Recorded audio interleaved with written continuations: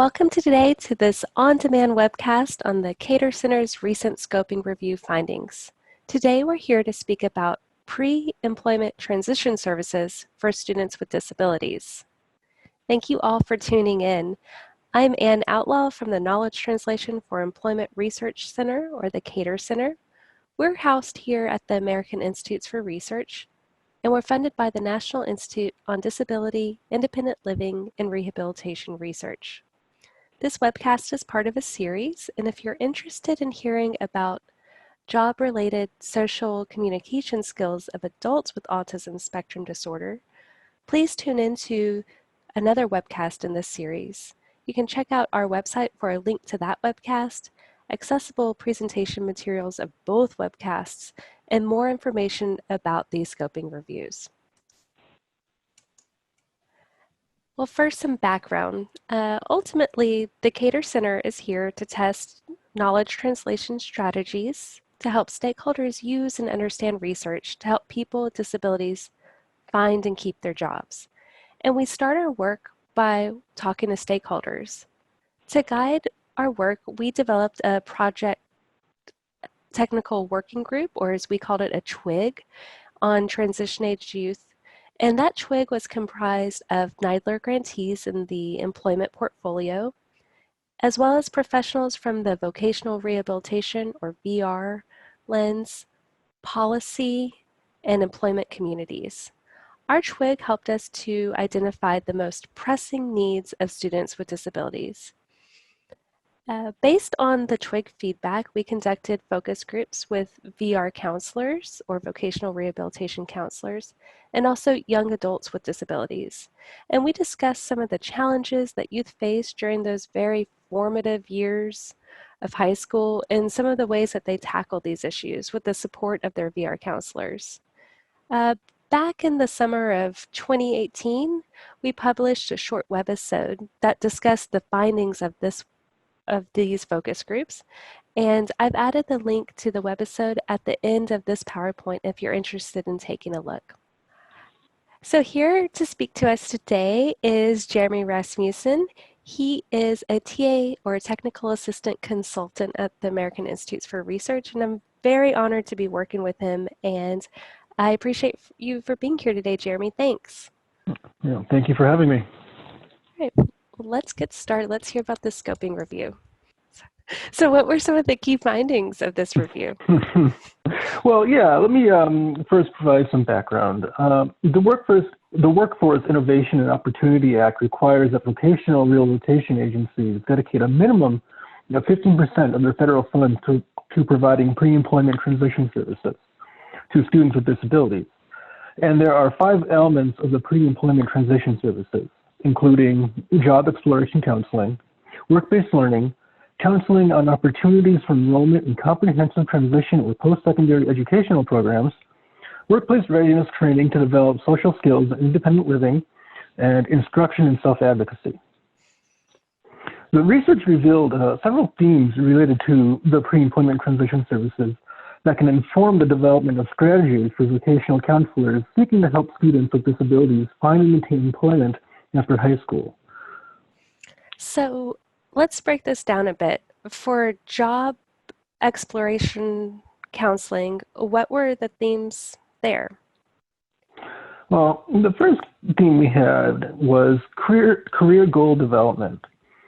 Working with schools as early as possible on assisting in the development of career-related activities, which may include identifying vocational goals, is what we really mean by career goal development.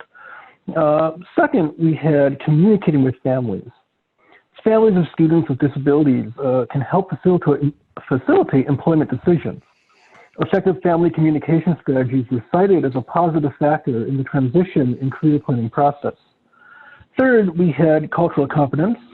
The needs of culturally and linguistically diverse students with disabilities are often wide-ranging.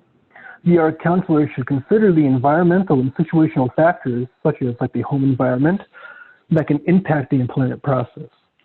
And fourth, we had intra-agency collaboration a working relationship between rehabilitation professionals, students with disabilities, family, and the school system is imperative to helping students with disabilities achieve and maintain employment after high school.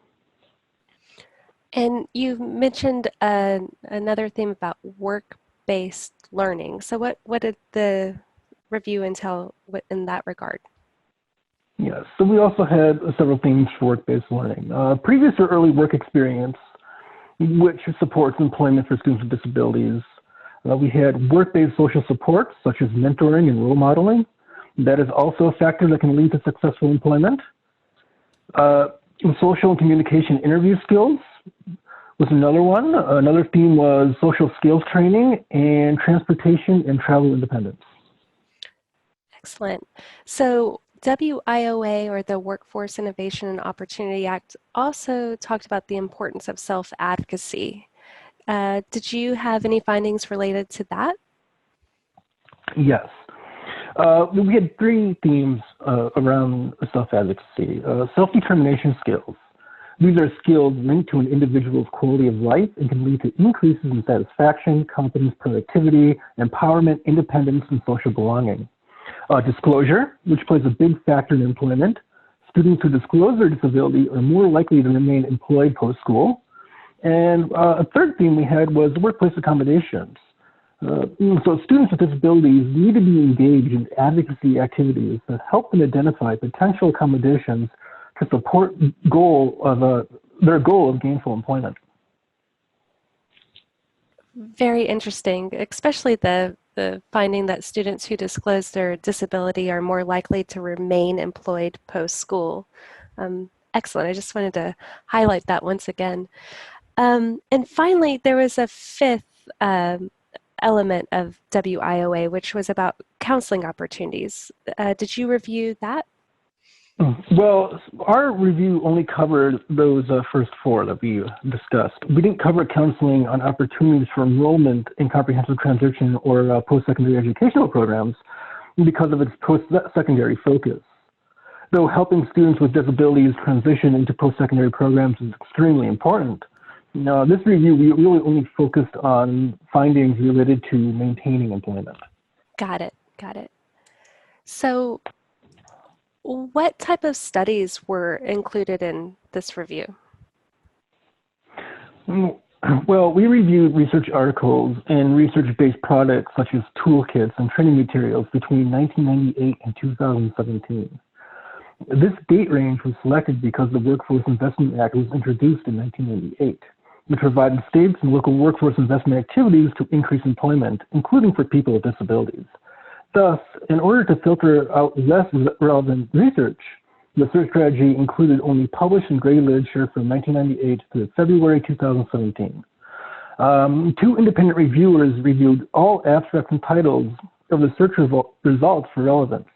Once a list of included studies was determined, a full text review was performed and relevant information was extracted. Excellent.